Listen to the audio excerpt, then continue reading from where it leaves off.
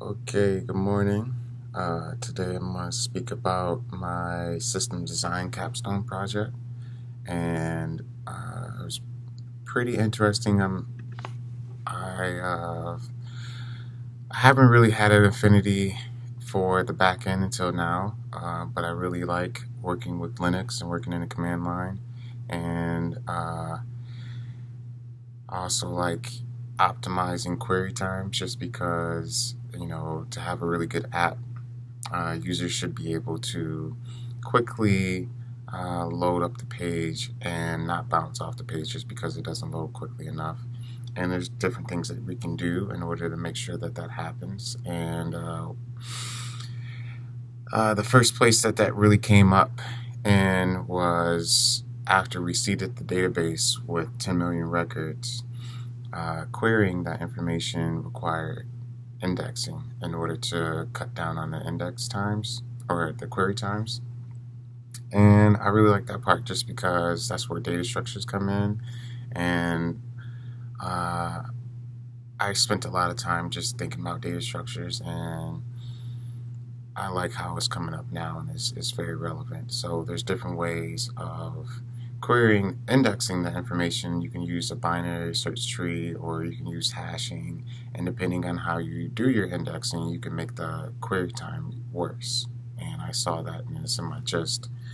Um, but to talk a little bit more about the challenges that I faced, I inherited the neighborhood app for the Zillow website, and it uses Google Maps, and it queries 100 records from the SQLite database in order to display the properties on the map.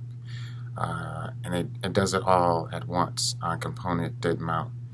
Um, Now, with 10 million records, I have to think about how I want to change the front end or do something different just because it wouldn't make sense to load 10 million properties on the map.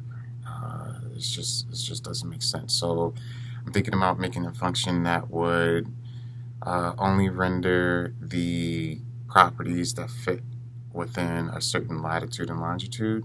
But the difficulties with that is that latitude and longitude goes to like the millionth place, so it's a really small uh, area, a range to work with, and the math inside of computers is a little bit different.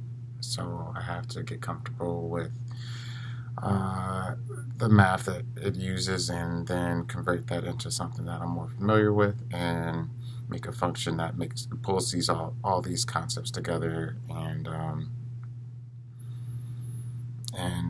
it makes sense for the application. Uh, some other hurdles that I ran into were installing Postgres on AWS. That was a pain. I'm still trying to work through that. I mean, I have it seeded with 10 million records right now, but I just want to get more comfortable with Linux and working on like a deployed server and only using a terminal. And there's other things that I can do.